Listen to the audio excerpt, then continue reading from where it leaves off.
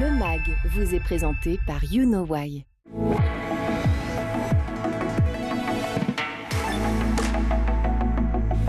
Bonjour à tous, très heureux de vous retrouver. School TV Le MAG, vous le savez, 30 minutes consacrées à la scolarité de vos enfants, l'éducation, une initiative sur le plan local et ou national, toujours avec Alix Nguyen. Oh, j'ai fait ripper. Ça va? Ça va et toi? Tout va bien. Je suis très heureux de faire cette nouvelle émission.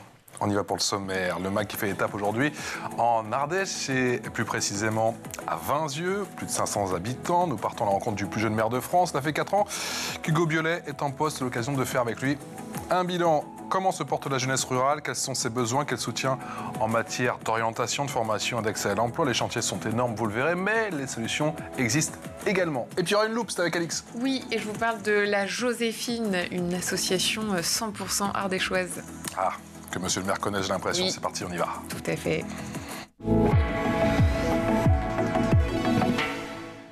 Bonjour Hugo Biolay. Bonjour. Merci d'être venu jusqu'à nous. Mais merci, on est très heureux de vous recevoir, secrétaire général de Insight. Insight, qu'on avait déjà présenté effectivement, président de mission locale Nord-Ardèche, étudiant à Sciences Po Grenoble. Pourquoi Vinzieux est le plus beau village de France? Déjà, c'est un village de cœur. Chez Insight, on aime bien parler de village de cœur. C'est un village magnifique, un village dans lequel j'ai grandi. Et finalement que j'ai vu grandir en même temps que moi. Et ça fait beaucoup. C'est-à-dire que depuis que j'ai 3 mois, je vois ce village et je me suis toujours dit, il y a plein de choses à faire, il y a plein d'opportunités. On a de la vieille pierre, on a un patrimoine extrêmement important, on a une vie associative et des gens qui sont super sympas, qui ont envie de faire des Beaucoup choses. de solidarité, du dynamisme. Ouais, de la solidarité, du dynamisme, de la convivialité aussi. On sait profiter et prendre des bons moments et c'est quelque chose qui est extrêmement important. Au-delà du moment convivial, je trouve, on est dans un contexte politique. Délicat, difficile. Je vois beaucoup de colère, beaucoup de désarroi. Prendre le temps de se retrouver à l'échelle d'un village pour faire des choses, c'est extrêmement important. Et cette colère, justement, ce désarroi, en l'espace de 4 ans, vous avez été élu en 2020, vous aviez 18 ans à l'époque. Justement, comment on arrive au niveau local à le contrer? Alors, c'est extrêmement difficile. Et je ne vais pas cacher que des fois, j'ai l'impression d'agir, de faire beaucoup, et de me retrouver face à des murs, parce qu'on est dans un système parce que les gens ont perdu espoir, qui commence à atteindre ses limites, qui commence même à atteindre très sérieusement ses limites démocratiquement parlant, et avec énormément de gens qui perdent espoir. Néanmoins, j'ai la conviction que c'est au niveau local que l'on peut faire des choses. C'est pour ça que je suis chez Insight notamment. On a énormément d'actions qui se mènent. Et dans plein de villages, que ce soit dans des petits villages de Corse, dans des villages de Normandie, à Vinzieux en Ardèche, on a cette capacité de faire vivre des villages. On a énormément de maires qui ont plein d'idées, plein d'élus locaux qui ont plein d'idées. Maintenant, comment on les fait? Comment est-ce qu'on est capable d'apporter une petite ingénierie et en amenant des jeunes dans les villages, on arrive à créer plein de moments humains incroyables et plein de projets, des emplois qui se créent et des territoires qui se dynamisent. Dans la situation extrêmement difficile et contrainte dans laquelle on est politiquement, je pense que c'est par les territoires, par ces éléments de proximité que l'on va réussir à insuffler un souffle et à partir sur une dynamique positive. La ruralité pour Insight, c'est une ruralité qui n'est pas refermée sur elle-même. C'est quelque chose qui est dynamique, joyeux, convivial, innovant, et on a tout ça. Et dans tous les villages dans lesquels on va, que ce soit dans le sud-ouest, que ce soit en Ardèche, que ce soit partout ailleurs, on vient chercher tout ça et on vient activer tout ça dans ces territoires ou accompagner des belles dynamiques qui sont déjà en place. Avoir une école à Vinzieux, c'est l'un des objectifs? C'est envisageable? Ce n'est pas un objectif à Vinzieux, ce n'est pas les projets dans lesquels on est lancé à Vinzieux. L'école est fermée depuis 98. Donc on est quand même sur une situation assez ancienne. Il faut savoir que depuis le début des années 2000, le village a énormément progressé. Effectivement, aujourd'hui, on a une taille un peu plus grosse, mais je suis dans un secteur, j'ai souvent l'occasion de le rappeler, où on a énormément d'écoles autour, et la question c'est comment on fait le maillage. D'accord. Si je fais une école, combien de kilomètres justement pour les écoliers de Vinzieux, ils ont combien de kilomètres à faire justement pour se rendre à l'école? Ouais, je dirais 3-4 kilomètres. D'accord. C'est l'histoire de, pour le coup, c'est à côté, 5 minutes. D'accord. De 5 minutes. Comment on dynamise le bourg aujourd'hui? Parce que, alors, ok, pas d'école à court ou moyen terme, mais il reste toujours cette question du dynamisme. Ça passe par quoi? On va chercher les idées où, du coup? Alors, le dynamisme d'un village, c'est savoir regarder quelles sont ses richesses et qu'est-ce qu'on en fait derrière. Ça passe par plein de choses. Chez Avinzieux en particulier, c'est passé par la création d'un premier commerce. On a ouvert un bar de village, bar à vin, qui a depuis déjà un petit peu évolué. Pour vendre du vin et pour créer du lien, surtout, j'imagine. Pour créer du lien. Ça devient un espace de rencontre. Avoir quelque chose ouvert, pas 365 jours par an, mais pas loin, ça change la face d'un village et on l'a beaucoup vu ces dernières années. Le projet, on l'a lancé assez vite quand on est arrivé. On a quelque chose qui est ouvert depuis le 2021, c'est très important. Et qui c'est pas suffisant. Toutes les générations? On a toutes les générations. Je me souviens de magnifiques moments où on avait à la fois des anciens, des jeunes, des actifs qui étaient tous réunis, chacun dans leur petit groupe pour passer un bon moment. C'est génial. Et puis après, c'est toute la vie associative aussi, qui est une composante extrêmement importante. En Ardèche, on a une vie associative qui est très dense, qui est très riche, et on essaye, à Avinzieux en tout cas, on l'a dynamisé, on l'accompagne. C'est comment est-ce qu'on crée des manifestations? Pas plus tard qu'il y a 2 semaines, c'est le conseil municipal qui mouillait la chemise pour aller monter les barnums, monter tout ce qu'il faut pour permettre un moment de rencontre, de croisement. Et c'est génial parce que c'est dans ces moments-là qu'on retrouve les anciennes familles du village, les nouveaux arrivants, que les gens se parlent. Et on a plein d'occasions de le faire. Samedi, on était en train de distribuer, je faisais du porte-à-porte pour distribuer des brioches pour une cause qui est celle de l'accompagnement de personnes en situation de handicap. On fait ça depuis plus de 20 ans. À Avinzieux, c'est les enfants du village qui distribuent. Ça crée du lien avec des gens. Il y a des gens qui ouvrent la porte, ils voient peu de monde, des anciens. C'est une possibilité d'échanger. À Avinzieux, l'inclusion, c'est cause nationale depuis plus de 20 ans, quoi. Ça fait plus de 20 ans. Avinzieux est un village extrêmement généreux pour cette cause-là, qui est l'ADAPI en l'occurrence. Et on a la chance d'avoir des engagés, des bénévoles engagés depuis très longtemps, et cette tradition de faire intervenir les enfants de la commune pour venir faire ces distributions. Chose qui est extrêmement formateur. Moi-même, quand j'étais un peu plus jeune que ça, quand j'étais gamin, je le faisais et c'était génial. On découvrait le village, on découvrait les gens, on discutait, on rencontrait les autres de mon âge. Et c'est des souvenirs qui restent ancrés après pour toute une vie. Et vous parlez du porte-à-porte pour créer du lien. Ça passe par quel autre type d'action pour un élu de créer du lien? Beaucoup de choses. Alors, j'en ai déjà donné quelques-uns à l'instant. Si je dois en rajouter d'autres, après, c'est une recherche et des actions un peu au quotidien. C'est quels sont les différents temps d'échange que l'on peut avoir avec les gens. Est-ce que ça passe par une permanence? Est-ce que ça passe par des réunions régulières, de rencontres, etc. C'est à nous de faire le premier pas. Et pour faire ce premier pas, en l'occurrence, à Avinzieux, on a été beaucoup accompagnés et on a mené une mission avec InSite. Peut-être que je peux préciser Bien sûr. Ce que fait InSite. Nous sommes une association où le constat, c'est, je le disais tout à l'heure, beaucoup de choses se font, beaucoup d'idées sont là dans les territoires ruraux. Comment on passe à l'action? Et on a besoin de gens. En face, on a le constat que les jeunes Français sont les jeunes parmi les plus engagés d'Europe. Et derrière, on a une idée magnifique qui est faisons des volontariats ruraux, permettons à des jeunes d'aller dans des communes rurales. Et donc, nous, à Avinzieux, on a accueilli 2 jeunes par l'intermédiaire de cette association qui, pendant 6 mois, ont travaillé à créer du lien avec les habitants, à créer des événements habitants, des choses très simples. Comment c'est perçu d'ailleurs par les habitants? Parce que s'ils sont extérieurs et qu'ils arrivent effectivement dans Avinzieux, comment ça se passe? Comment ils sont accueillis? Tiens. Les jeunes ont été admirablement bien accueillis. Et d'ailleurs, aujourd'hui, le village attend avec impatience l'arrivée des nouveaux jeunes. de la mission service civique qui commencera l'année prochaine. D'accord. Mais c'est assez incroyable parce qu'en fait, ça permet de révéler de nouveaux profils, de découvrir. Moi, je suis aujourd'hui en lien avec des gens, avec de nouveaux engagés, comme on peut les appeler, qui, avant cette mission-là, on croisait pas ou très peu, donc ça a permis de tisser des nouveaux liens dans le village. C'est le bilan qu'on en tire, c'est passionnant. Comment se porte la jeunesse en ruralité? Comment se porte votre jeunesse?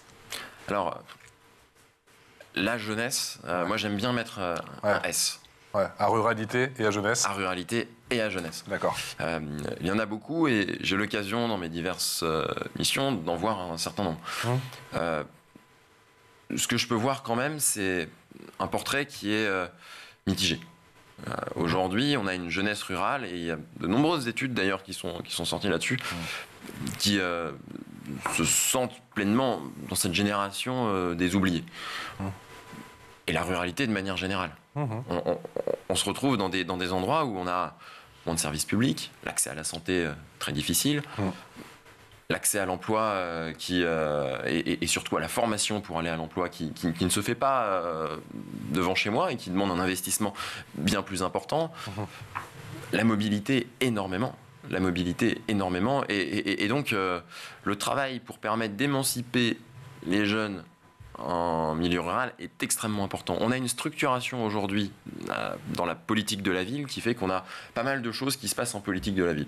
C'est suffisant, c'est perfectible, on peut dérouler cette analyse, mais moi ce que je veux et le message que je veux porter là, c'est en face, quand on arrive sur un territoire rural, et je le vois avec la mission locale que je préside, quand on est sur des territoires peu denses, très peu denses, c'est beaucoup plus compliqué d'aller créer des dynamiques collectives, d'aller amener les gens qui sont le plus éloignés de l'emploi et de la formation, de les capter pour leur permettre de trouver une autonomie et de trouver une voie, un sens et quelque chose, et une émancipation globale de la personne. Et vous concernant, parce que vous êtes aussi un témoignage de ça, vous venez de Vinzieux, vous êtes encore jeune, vous êtes étudiant. Comment s'est fait l'accès à la formation vous concernant? Alors, moi, ma formation, elle se passe... tiens, là, en ce moment, on est sur le terrain. En ce moment, sur le terrain, je suis en formation à Grenoble. Et c'est un exemple complètement magnifique. Nous dépendons de l'Académie de Grenoble. C'est-à-dire que si on veut aller faire nos études, on est obligé, enfin, on est incité pour un certain nombre de ceux qui veulent aller à l'université, aller à Grenoble. La desserte en transport en commun est catastrophique. Catastrophique. On a un bus de temps en temps. Si je veux y aller en train, je mets à peu près 4 heures pour y aller en train. Donc, j'ai besoin d'une voiture. Ça coûte, j'avais fait quand même le calcul d'un aller-retour jusqu'à Grenoble en bagnole. C'est extrêmement cher. On est sur du 20-30 euros juste à faire un aller-retour. Si tu veux te loger sur Grenoble, j'imagine que si tu prends les situations de logement sont telles qu'on les connaît en France. Donc, c'est très compliqué et on voit qu'il y a ce frein-là à la mobilité qui est à la fois un frein extrêmement physique, comment je fais pour me déplacer, pour y aller, pour me loger là-bas, etc. Et aussi un frein psychologique de comment est-ce que je découvre aussi la ville pour certains. Ça, c'est et la formation en elle-même, parce que ça c'est la partie logistique, mais pour avoir même eu vent de toutes les formations, de tout ce qui existe, de tout ce qui est accessible, ça aussi on l'avait abordé dans d'autres émissions, qu'en ruralité ça peut être une problématique, que certains ne savent même pas que certaines formations existent. Et c'est pas pour rien que... les jeunes ruraux, enfin les jeunes ardéchois en l'occurrence, sont un peu meilleurs au bac par rapport à la moyenne des jeunes français. D'accord. On a un peu plus le bac et un peu plus de mentions. Par contre, dès qu'on arrive en études supérieures, tout s'effondre et on est très en retard. Alors, et ils deviennent quoi, monsieur le maire, ces jeunes? Ils deviennent quoi? Pour certains, ils restent sur le territoire. Ils vont trouver un peu d'emploi sur le territoire. Alors, c'est très variable d'une situation à l'autre. Mon territoire en particulier est un territoire plutôt industriel, assez dynamique. Donc, on a quand même un marché de l'emploi avec un taux de chômage inférieur à la moyenne nationale. Et aujourd'hui, énormément de propositions d'embauche. Mais il y en a qui se perdent dans des méandres de système parce qu'ils ne trouvent pas ce qui leur correspond, parce qu'on n'aura pas proposé. Donc ce sont des choix par défaut? On a des choix par défaut. Très souvent, j'en sais rien. Je peux pas parler comme ça sans avoir vraiment étudié le sujet en amont. Mais en tout cas, on a tout un panel de possibilités. Ce serait bien, effectivement, de s'intéresser à ce qu'ils deviennent. À la mission locale, on en accompagne un certain nombre.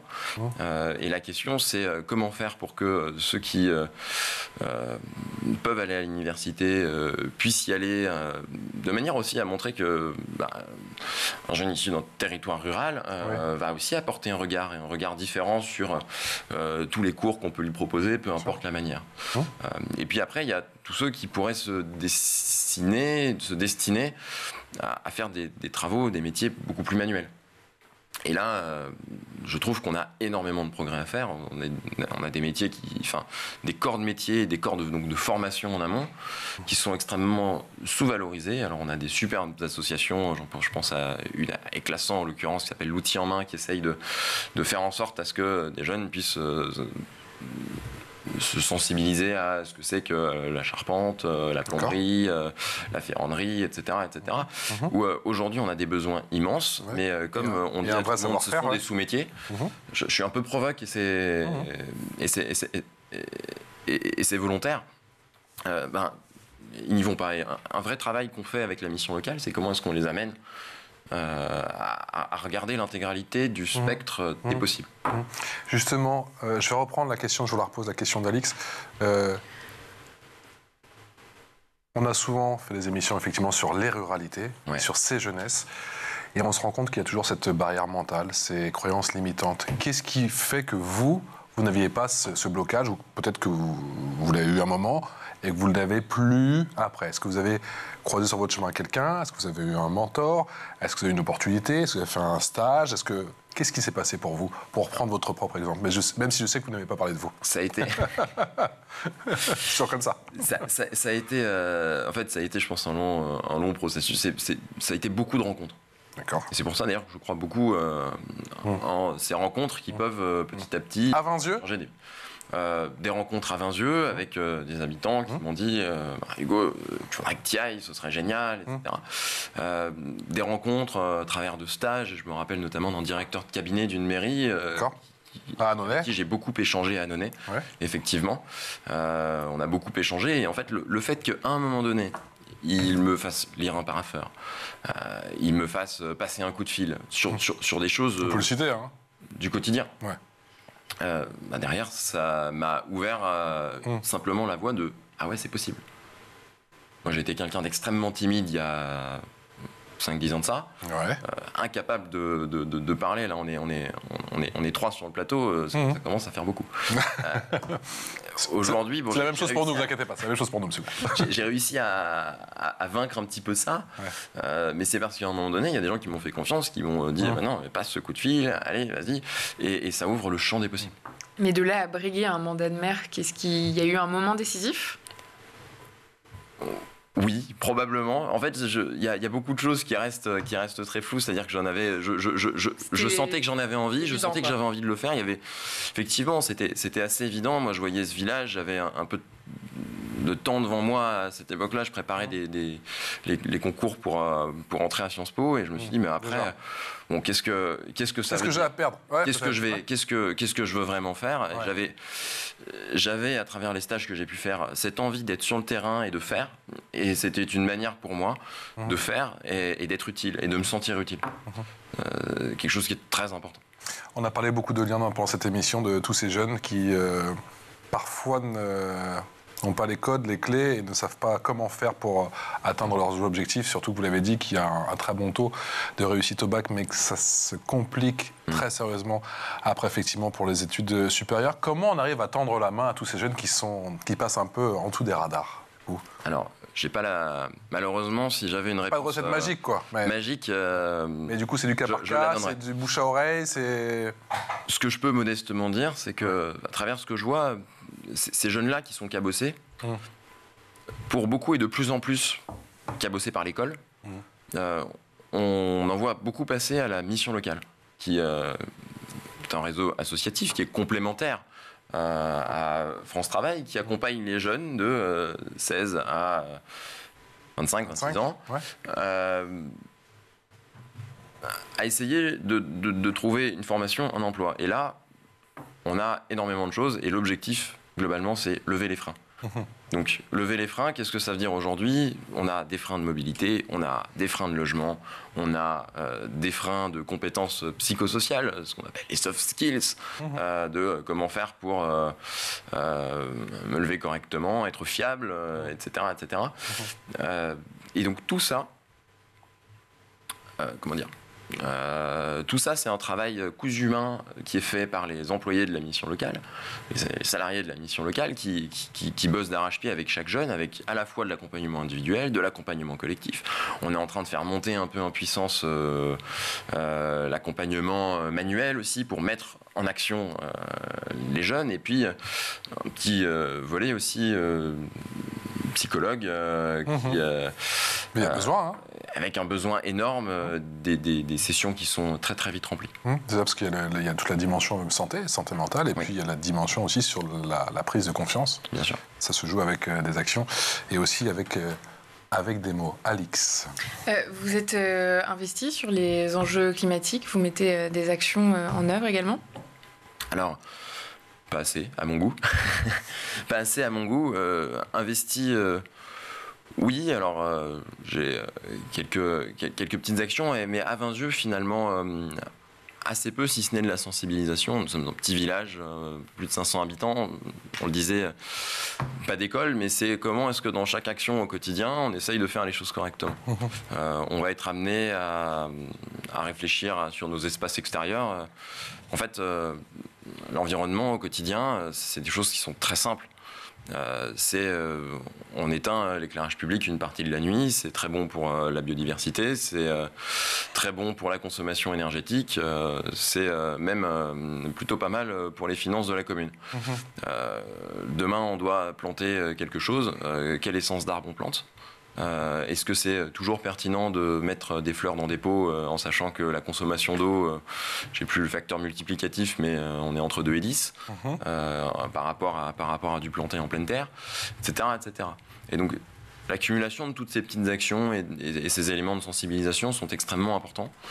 Après, il y a je crois, des réflexions, et c'est quelque chose que j'aimerais creuser plus, mais on n'a pas le temps de tout creuser d'un seul coup, notamment sur la gestion des forêts, où aujourd'hui on a un enjeu immense sur lesquels on peut se saisir en tant que commune. Il y a encore énormément à faire. C'est quoi le plus dur dans votre quotidien? C'est quoi le plus dur? Le temps? Très bonne question, le temps. Effectivement, on se bat toujours contre le temps.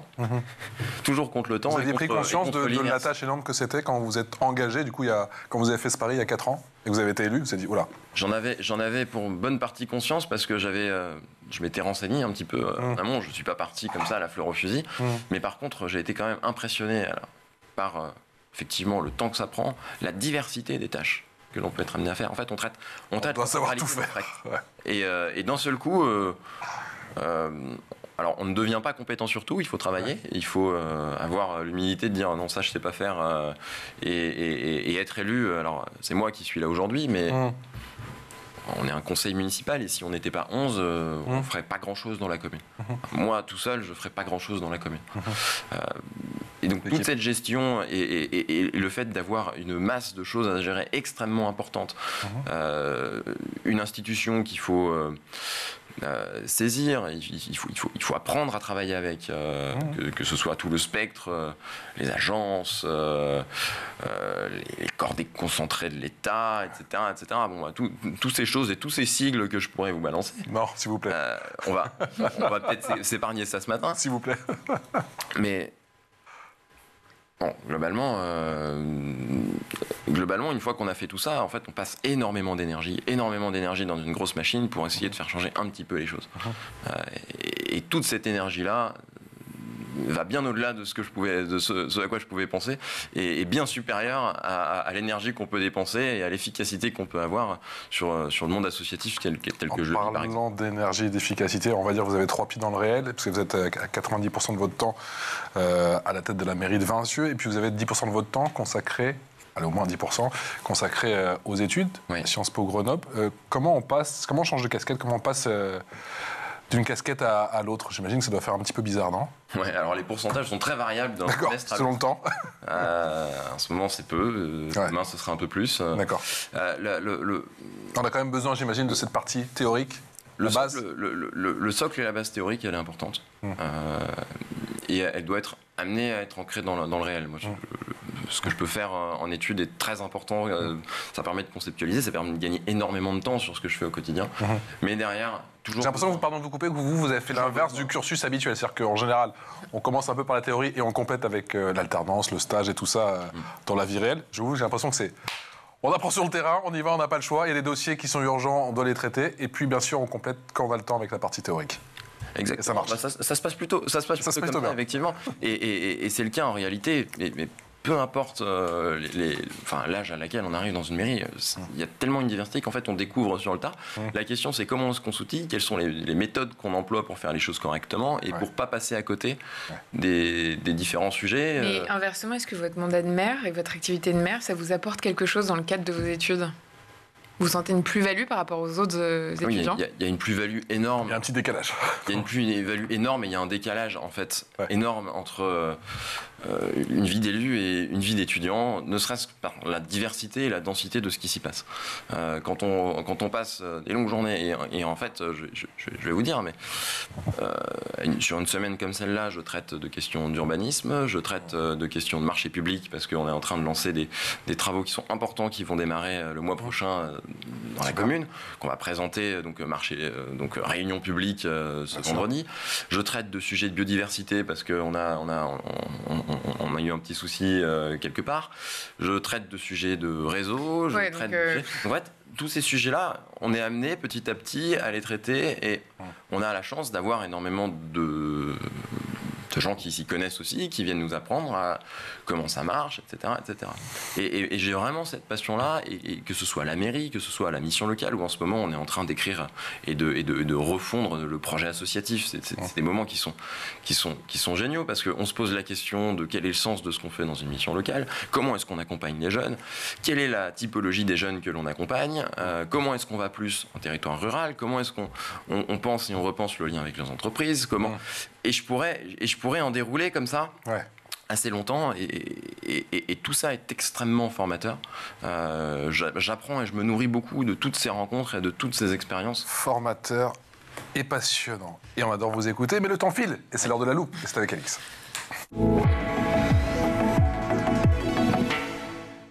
Alix, aujourd'hui, tu nous parles d'une très belle initiative de solidarité, de dynamisme local, l'association La Joséphine. Et oui, La Joséphine a été fondée en 99 par un groupe d'amis. Elle cherche à travers son action à soutenir des causes essentielles, tout en mettant en valeur sa région d'origine, l'Ardèche. On écoute Michel Marron, président de l'association depuis 2000. La Joséphine, c'est une association d'amis et depuis 25 ans, nous organisons des petites manifestations et l'idée c'était de l'argent récolté, à quoi allait servir. Donc nous avions choisi d'aider des enfants qui étaient en séjour longue durée, surtout pour des maladies graves. Donc l'idée c'était de pouvoir leur financer des animations, leur faire organiser des visites par des clowns, par des gens qui viennent leur faire de la peinture, de la musique, tout autre que le programme scolaire. Nous, notre souhait était vraiment d'aider que ces enfants de 0 à 18 ans, on va dire, dans des hôpitaux et qui ont vraiment besoin de visites, autre que leurs parents bien sûr, mais qui puissent trouver une animation et qui leur permet de supporter, entre parenthèses, leur lourd et long séjour. Voilà, nous continuons comme ça avec Joséphine. La Joséphine organise plusieurs événements, seule ou en collaboration avec d'autres associations pour récolter des fonds. À ce jour, près de 90% des fonds collectés, soit 130 000 €, ont été versés à des associations qui œuvrent pour les enfants hospitalisés. Et l'un des événements phares de la Joséphine est la déambulation énigmatique de Vinzieux, quel nom. La 24e édition s'est tenue en septembre dernier. Pour les participants, l'objectif de cette balade était de trouver des indices chez 10 vignerons, tout en résolvant des énigmes avec à la clé un lot de vin. Attention, l'abus d'alcool est dangereux pour la santé. Monsieur le maire, vous les voyez œuvrer, j'imagine, depuis que vous êtes tout petit, la team de la Joséphine. Ça fait quoi de faire partie de la gestion aujourd'hui ? Alors, moi, je ne fais pas du tout partie de la En tout gestion cas, de la vous- Joséphine, mais je les connais. Vous m'avez dit en off, Superbe. Michel, c'est une pépite. Exactement. Ça fait partie de ces bénévoles engagés qui font vivre la convivialité et les territoires ruraux tels qu'on les voit. En tout cas, vous leur permettez d'œuvrer aujourd'hui. Exactement. Et c'est à ce type d'initiative, mais les portes sont toujours grandes ouvertes en réalité dans les communes et on essaye toujours de se débrouiller pour leur faciliter la tâche. Merci infiniment, monsieur le maire. Malheureusement, voilà, le temps nous est compté. On a déjà fini cette demi-heure d'infos. Merci infiniment d'être venu nous voir. Hugo Biolay, maire de Vinzieux, secrétaire général de INSIT. Allez voir le site d'INSIT, s'il vous plaît. Faire battre le cœur de nos villages, c'est vraiment exceptionnel. Et président, je précise, de la mission locale Nord-Ardèche qui fait de grandes choses sur le territoire. Un grand merci à toi, Alix. On se retrouve demain. À demain. Eh oui, on est pressé. Mais c'était intéressant.